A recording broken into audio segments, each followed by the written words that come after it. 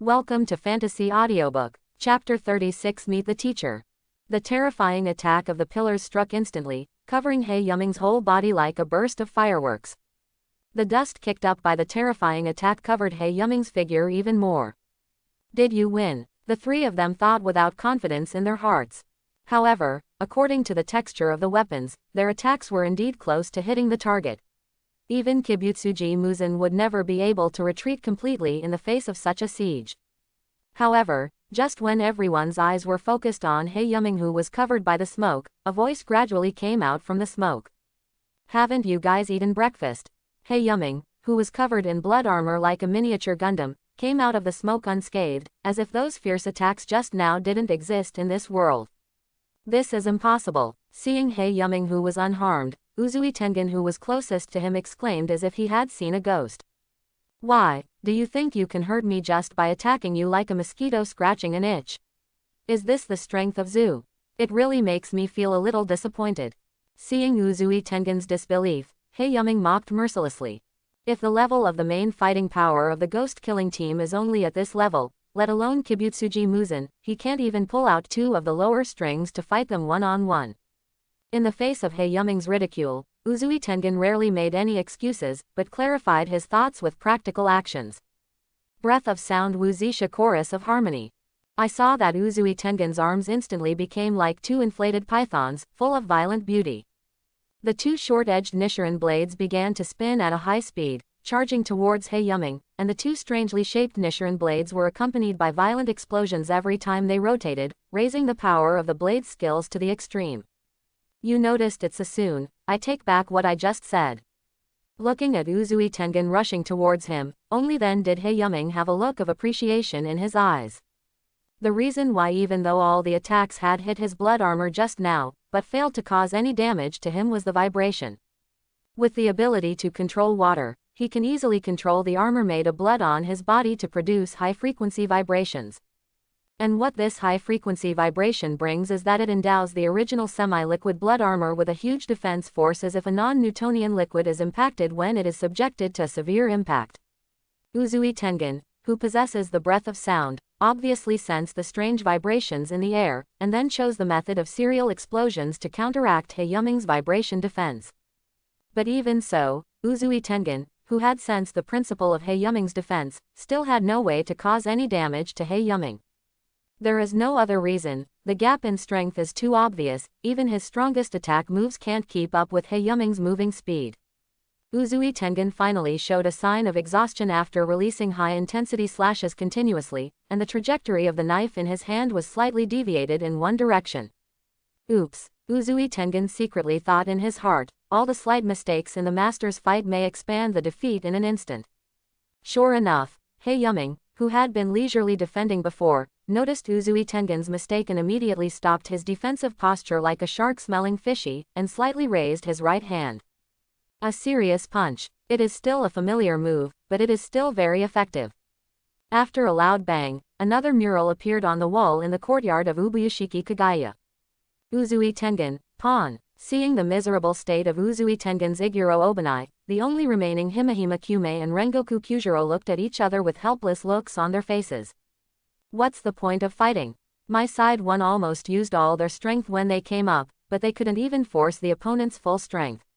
If they continue to fight, wouldn't they be humiliating themselves? Do you still fight? Looking at the two people who looked at each other, smiled and remained motionless, He Yuming shook his fist inadvertently and asked them. Seeing such an obvious threat, both of them had a few drops of cold sweat on their foreheads, and knelt down on one knee in the direction of He Yuming. Disciple pays homage to teacher. "Hey, you're so good, I'll take you to dinner tonight." Looking at the pillars who were finally tamed, He Yuming was also in a good mood. "I just don't know how many rare and exotic beasts will be left in the headquarters of the Ghost Slayer squad after tonight." Chapter 37. The happy time is always the fastest in the past, and everyone in the headquarters of the ghost-killing squad finally had a deep understanding of this tonight. Not for anything else, but for one reason. That is, the food cooked by He Yuming is so delicious that it has completely transcended the scope of the mundane world. This can be seen from the soup pots that were drunk at the headquarters of the Demon Slayer squad without a single drop of soup, and the bone remains in the center of the production area that still exude an extremely attractive fragrance. Almost all of them put satisfied smiles on their faces and began to express to Hae Yuming the perfect dinner. Even Hae Yuming himself got a lot of benefits from this dinner. It can only be said that the headquarters of the Ghost Slayer squad is indeed an extremely rich place.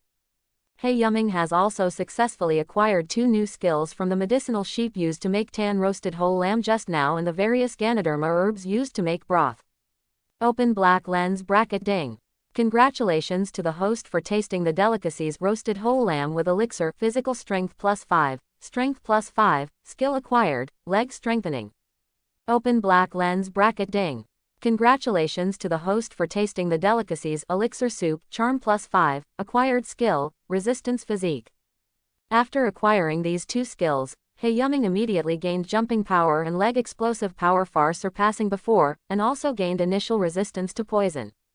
I just don't know why drinking a soup can awaken the poison resistance. Could it be that the system judged the delicacies he cooked as poison? Although I don't want to bring up such a disappointing thing at this time, but I think it is necessary for Mr. Hayu to remind you before you leave. Seeing that the happy dinner time was about to pass, Ubuyashiki Kagaya said to Hae Yuming before everyone left.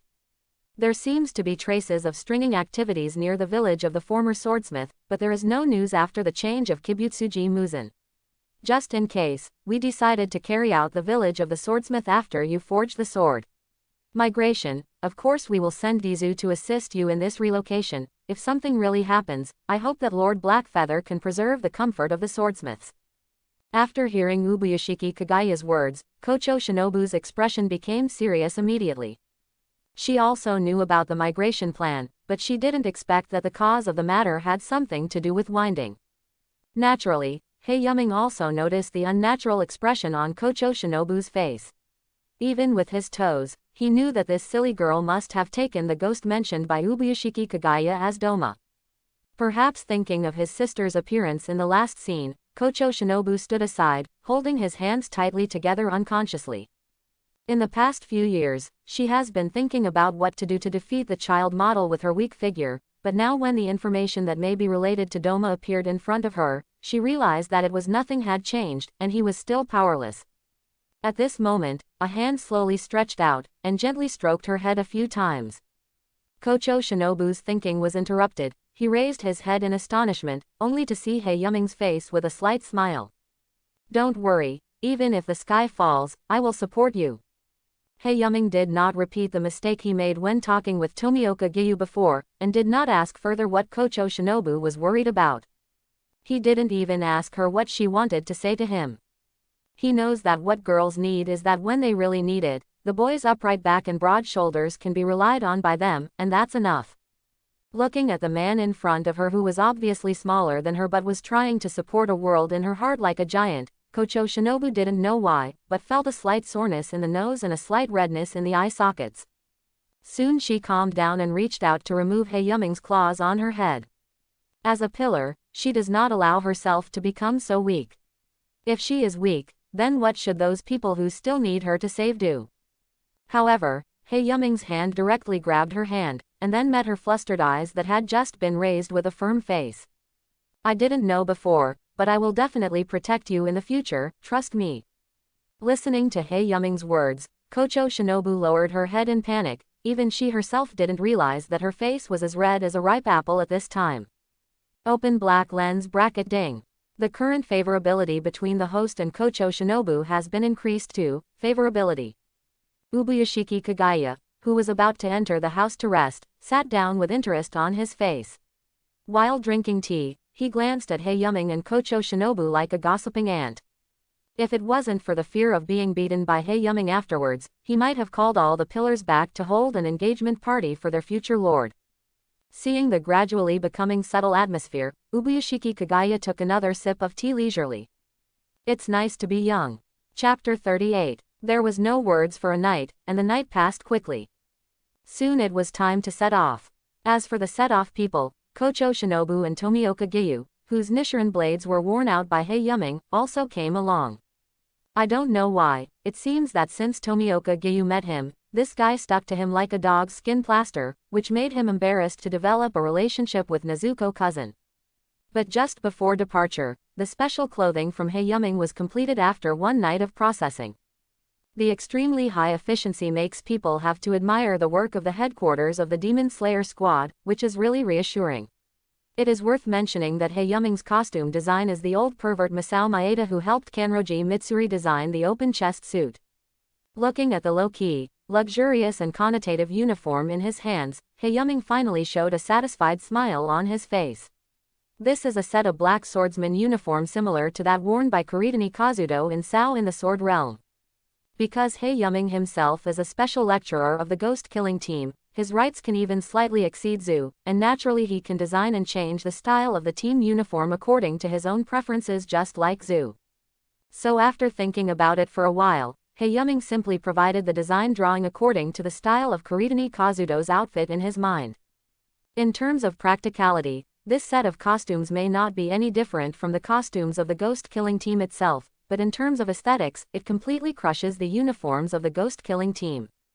However, in order to let others recognize that he is a member of the ghost-killing squad, the classic, Mie, character is carved on the right chest just like the ghost-killing squad. Masao Maeda, who personally delivered the clothes, couldn't restrain his excitement when he saw He Yuming. "Did you design this dress? I have to say that your taste almost surpasses mine. After the clothes you designed, I feel completely enlightened. There will be similar elements added to many parts of the ghost-killing squad uniforms. I have to say that this dress is nothing but the work I made for the little girl in Ganlu Temple. This is the most satisfying work in my life. Boy, why don't you learn to be a tailor with me? You are a genius in this regard." Looking at Masao Maeda who was flushed and spitting all over his face excitedly, He Yuming felt his head was getting bigger. So he shook his head lightly to signal his refusal. Seeing He Yuming made a decision, Masao Maeda remembered the true identity of the man in front of him, and couldn't help feeling a little disappointed. The man in front of him can already become an existence beyond the column level at a young age. "Master Black Feather, I was a little impulsive just now, but if possible, please let me see how dazzling this dress can be on you. If you ask what a tailor wants most, it must be to see the clothes he makes shine the most dazzling light on his customers, and at this moment Masao Maeda also thinks so." Nezuko on the side also booed and acted coquettishly in the direction of He Yuming. "Cousin Ming, I want to see it too." Nezuko was also very curious about what this handsome-looking outfit looked like on Cousin Ming's body.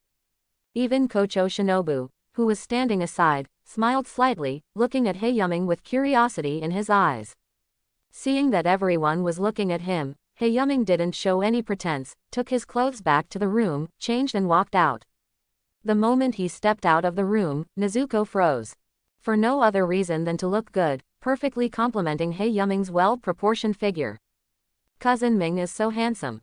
*******. The original He Yuming feels like a lion with a lazy feeling, lazy but with a hint of domineering. However, after putting on the clothes, his whole temperament seemed to have changed. The lazy temperament is still there, but it adds a sense of sharpness. If it used to be a sleeping lion, it can definitely be called a crouching dragon now. Anyway, he is much more handsome than before. How does it look good?" After getting an affirmative answer from Nezuko, He Yuming turned and asked Kocho Shinobu beside him. "Unexpectedly, it suits you very well." Kocho Shinobu nodded in affirmation.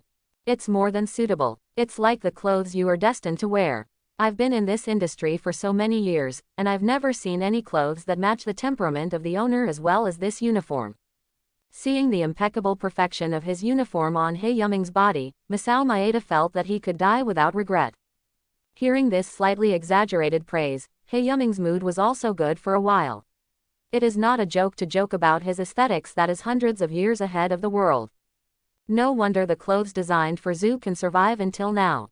It seems that this Masao Maeda has a pair of clever mouth besides a pair of skillful hands. Chapter 39. After bidding farewell to Masao Maeda, it was time for the group to set off. But this time, instead of uncovering their faces and carrying them to the village of the swordsmith one by one, Kocho Shinobu personally led them to the destination. The main reason is that the village of the knife forger has been exposed, and the distance from the headquarters of the ghost-killing team is relatively close, less than half a day away. The more important reason is that even covering the eyes is basically useless to the current strength of He Yuming.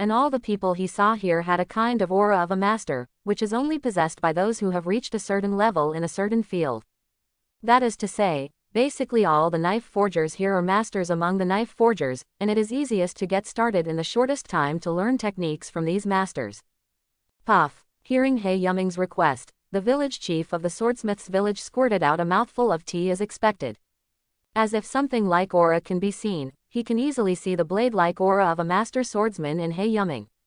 But this does not mean that he can see in He Yuming that he has any experience in forging knives.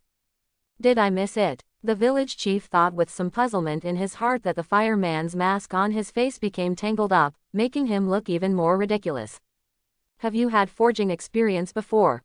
The village chief asked cautiously. No, so this time I want to start with the most basic knowledge. He Yuming replied honestly, not caring at all that the face of the village chief on the opposite side gradually became ugly. Are you kidding me? Or do you think forging Nichiren blades is a very easy thing? Get lost. The village head was furious when he heard He Yuming's answer.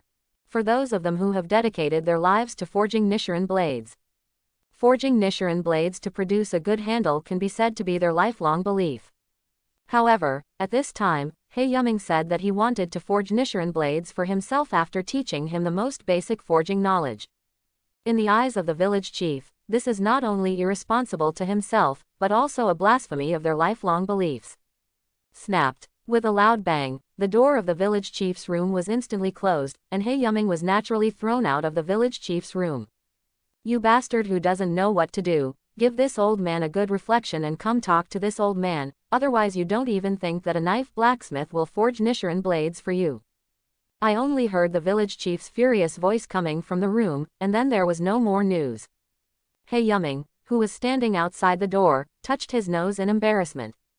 In fact, he can understand the temper of the village chief, but he can't say that he has the system to upgrade the forging technology to the full level in one go.